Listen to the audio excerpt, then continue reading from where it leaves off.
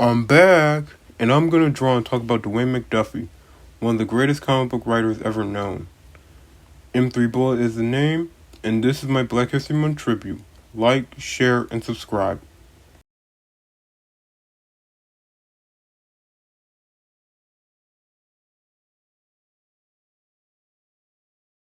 Tonight, we honor the late and great comic book writer, Dwayne Gleen McDuffie. Dwayne McDuffie was born on February 20th, 1962, in Detroit, Michigan. He had a bachelor's degree in English, a master's in physics, and he studied film. So he wasn't just creative, he was smart too. He became one of the co-founders of Milestone Comics, which was an all-black comic book company.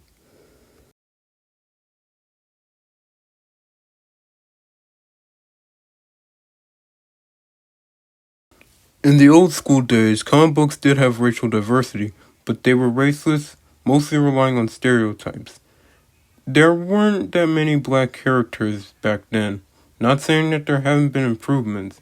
You had Storm, who was the first black female superhero on the X-Men, Falcon, Luke Cage, and Black Panther, and the list goes on. Dwayne McDuffie was an editor at Marvel in the late 80s. He did have a hand on creating those Marvel trading cards. Do you ever wonder how buildings and everything goes back to normal after a superhero fight? Well, thanks to him, we got an answer. He co-created the Damage Control miniseries, which explains that, and he co-created Deathlock. The 90s. Deadpool was born, Image Comics was founded, and the X-Men cartoon was a hit. Dwayne McDuffie, Dennis Cohen, Michael Davis, and Derek T. Diggle founded Milestone Comics in 1993. Milestone made a deal with DC Comics to distribute their comics, but DC didn't have any legal control over their characters. The characters were put in a separate universe called the Dakotaverse.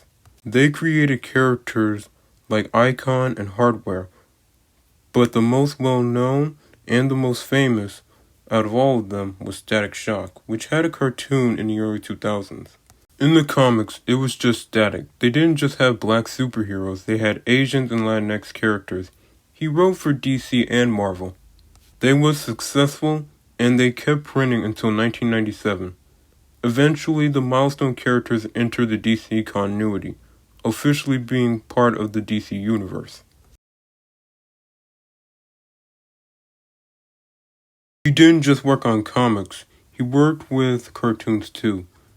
The Static Shock cartoon was born, and it went on for 4 seasons. McDuffie was a writer for the first couple episodes, and one of the producers on the show. The show was a hit. If you're a fan of the original Ben 10 franchise before they rebooted it, he had a hand on Ben 10 Alien Force. He was the reason why Green Lantern was black on Justice League and Justice League Unlimited.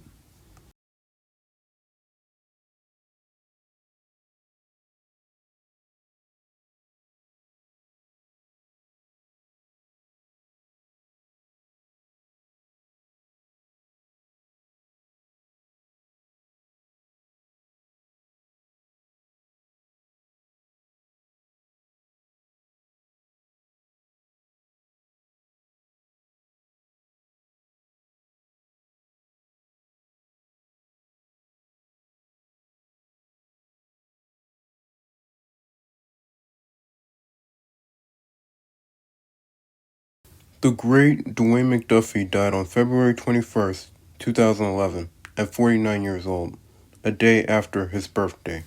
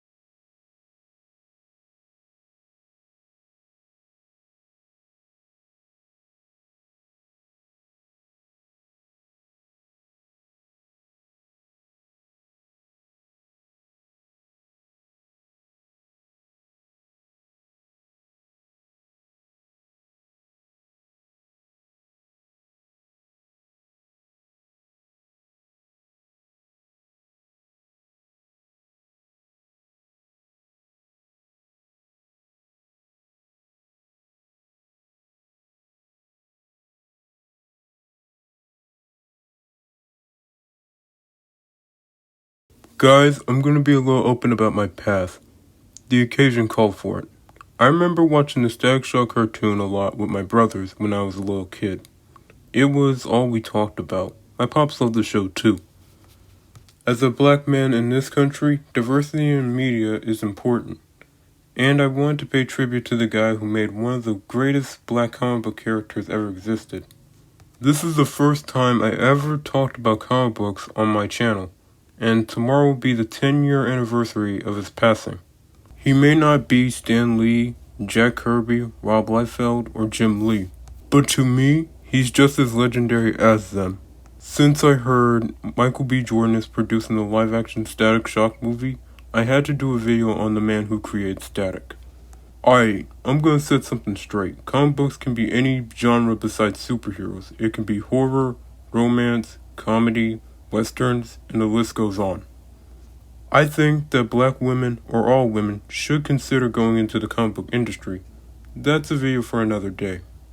Like, share, and subscribe, and check out my Bass Breeze video. You can find that on my channel, and follow me on Instagram.